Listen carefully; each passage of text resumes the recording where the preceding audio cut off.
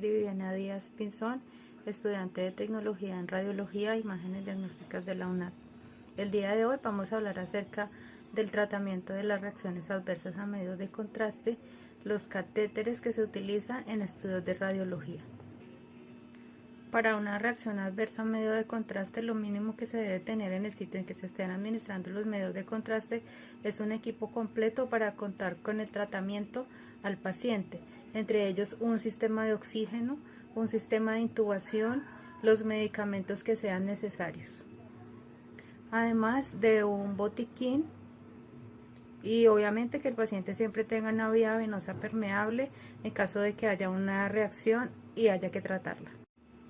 Es de nuestro conocimiento que las reacciones adversas se dividen en moderadas, leves y severas. Es muy importante, más que el tratamiento de una reacción que se presente, aplicar la prevención. En este caso es importante indagar la historia clínica del paciente antes de agendar una cita, antes de administrar un medio de contraste, conocer sus alergias, conocer las contraindicaciones que por su diagnóstico o su condición médica pueda tener el paciente. Por tanto, según como establezca la institución, algunas ocasiones se opta por hacer una profilaxis a los pacientes de quien se tiene conocimiento que hayan tenido alguna reacción adversa. Por ejemplo, en el caso de resonancia magnética, en algunas instituciones realizan una prevención aplicando hidrocortisona al paciente antes de realizar el examen, o en algunos casos también el tabejil. Ya depende del protocolo y de la orden del médico. En el caso de una reacción como un colapso circulatorio, es importante realizar elevación de miembros inferiores, pasar líquidos endovenosos rápidos, administrar adrenalina según la dosificación que nos indique el médico. En el caso de una reacción pseudoalérgica, la medicación que indique el médico, como el caso de adrenalina, difenhidramina e hidrocortisona. Ya siendo el caso, una intubación. Para una reacción de tipo vagal, elevación de miembros inferiores y administrar atropina según la dosificación que nos indique el médico. En casos más leves como un rash, un prurito, unas náuseas, dependiendo de lo que nos indique el médico, se puede tratar con hidrocortisona, con tabejil. Las contraindicaciones para la administración del medio de contraste.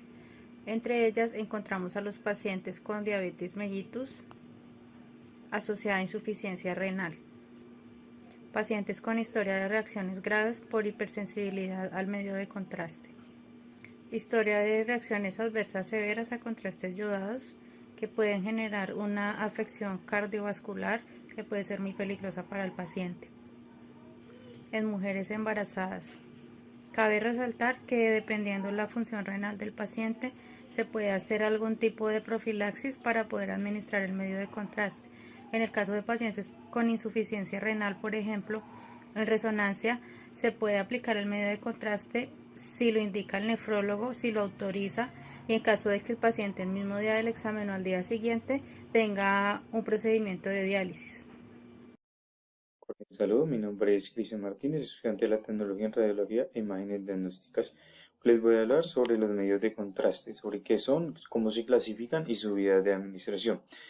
Bueno, los medios de contraste son sustancias radiopacas que se utilizan para visualizar los distintos órganos del cuerpo y también sus anomalías o diferentes patologías, y estos ayudan en el diagnóstico de las diferentes enfermedades. También evalúan la perfusión y las interfaces o densidades entre los distintos tejidos con fines médicos.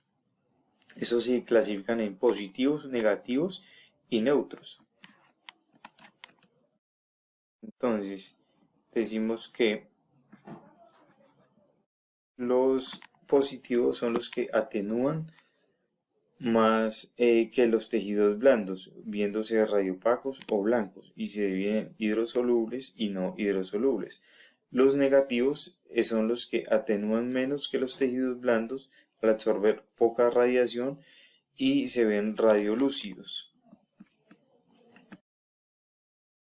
Entonces, continuando con los neutros, entonces son los que son utilizados para distender y rellenar el tubo digestivo.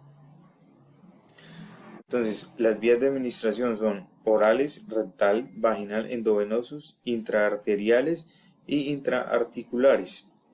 Esas son las vías de administración de los medios de contraste.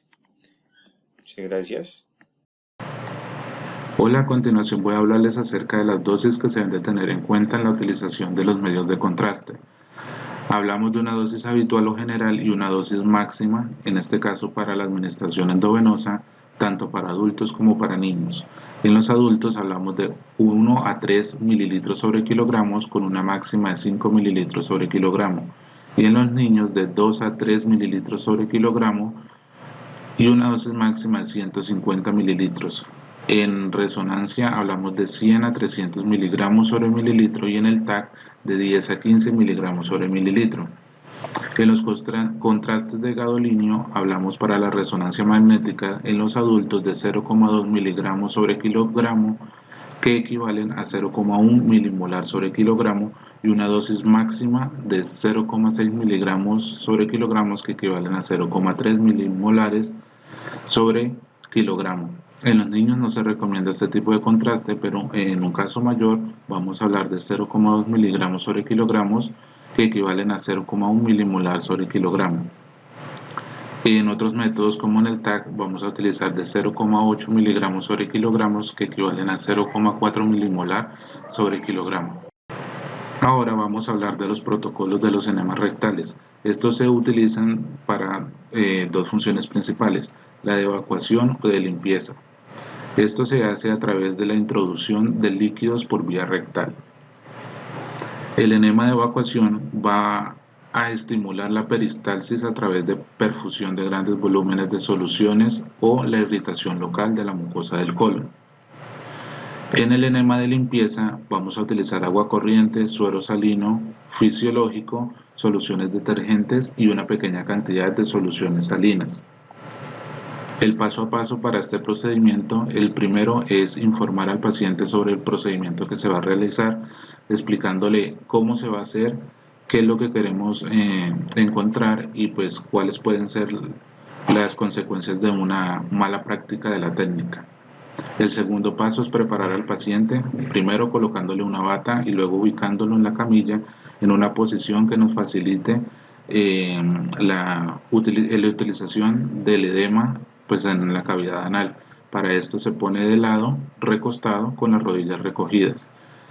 En el tercer paso vamos a utilizar un lubricante que nos permita introducir el edema de una forma más sencilla para posteriormente realizar la liberación de la solución y por último paso retirar el enema.